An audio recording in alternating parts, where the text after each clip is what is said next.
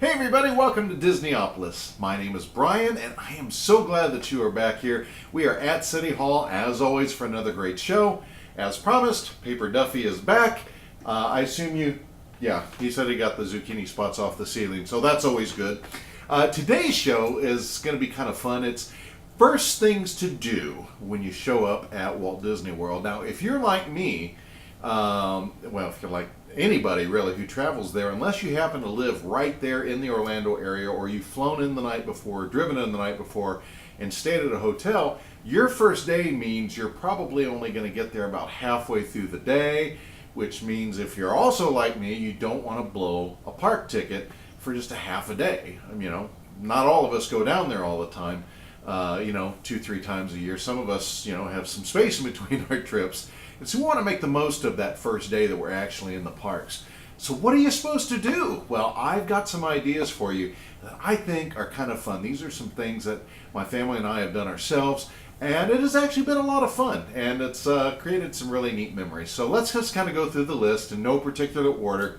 The first thing that comes to mind when I think about things to do when you're not going to go to the parks on that first day, especially if you're there the partial day, is your resort pool. If you're staying on a Disney property, you will have a pool made available to you. They're usually very large. They're usually a lot of fun. They're themed.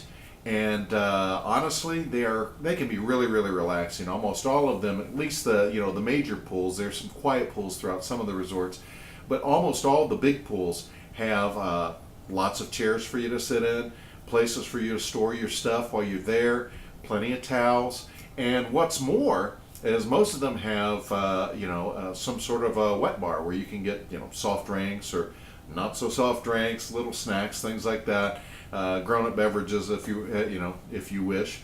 But it's always a great opportunity to just get there, relax, begin your soaking in of the Florida sun, provided the Florida sun happens to be out that day.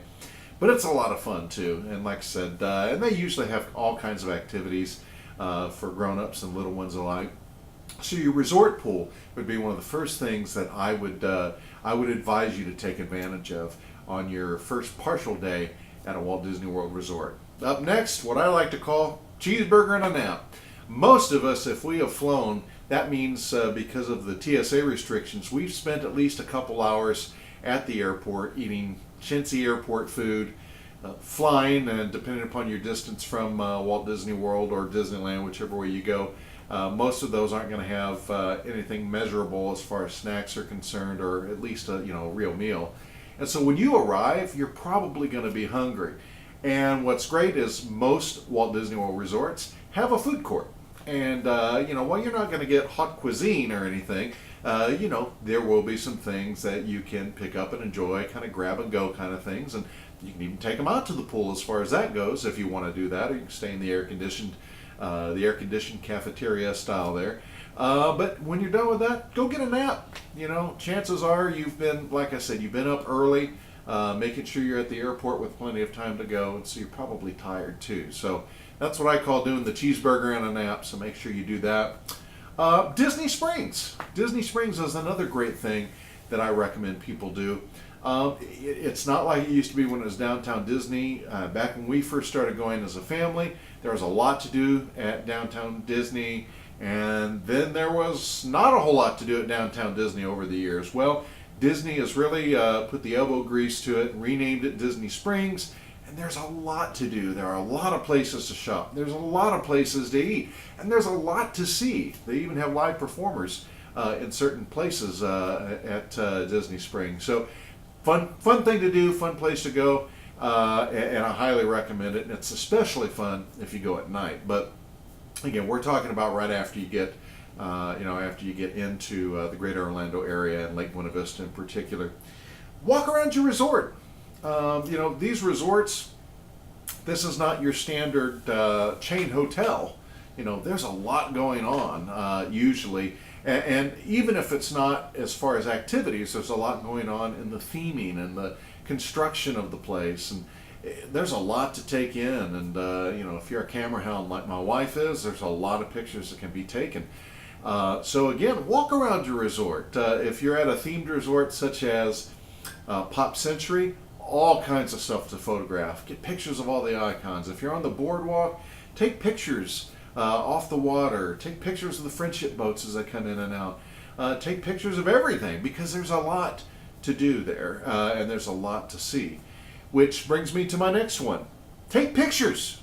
Take pictures now, so that way you can actually spend more time when you get into the parks enjoying the parks. Now, obviously, you're going to want to take pictures of things that catch your eye, like the Rock and Roller Coaster, or Tower of Terror, Haunted Mansion, Spaceship Earth, any of these, Cinderella Castle. Everybody wants to get pictures of these, and we get that. But there's still a lot of great things to be photographed, even outside the parks. And that's why I say take pictures now when you first get in, and that way you can actually spend a little bit more time enjoying the attractions and and things in the parks. And that way there's not so much pressure to say, hey, we went to Walt Disney World and we didn't get a lot of pictures because we were focused on being on the attractions, or we spent all our time taking pictures so we couldn't enjoy the attractions.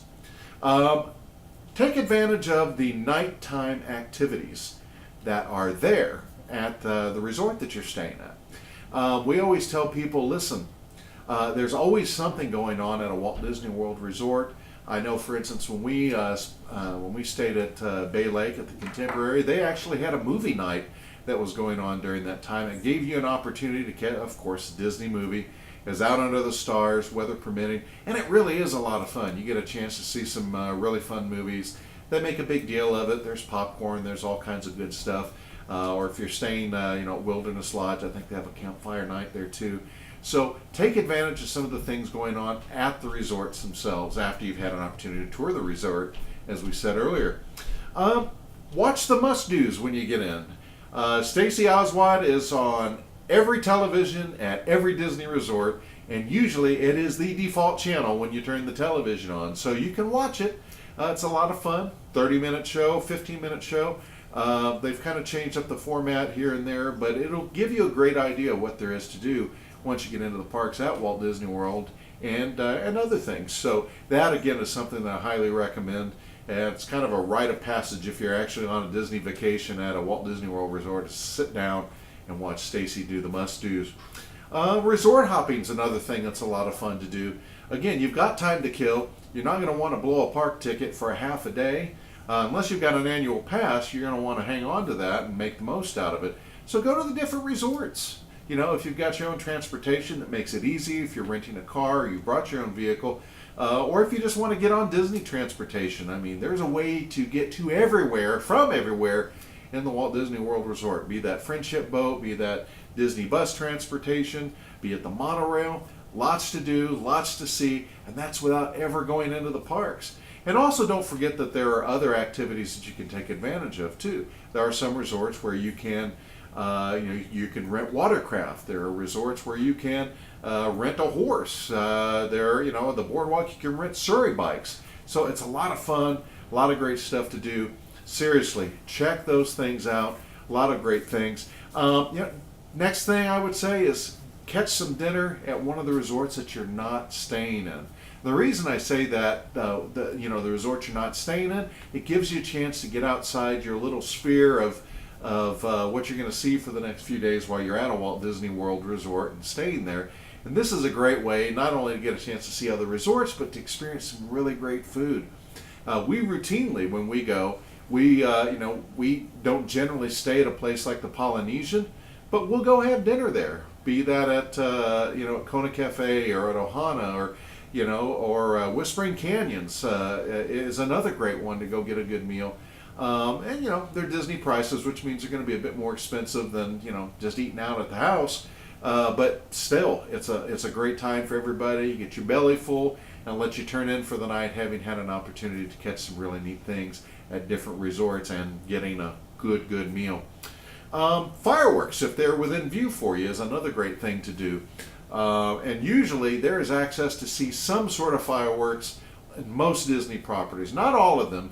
I think Animal Kingdom Lodge is one of those where you're not going to really see any fireworks, again, because of animals. But, hey, if you're going to be out and you're resort hopping, stop at the Polynesian and catch wishes from from one of the beaches. Now, they put up some fencing and things like that, but that doesn't impede your view at all, and it's still a lot of fun to watch. So catch some fireworks if you're at a resort where you can do that.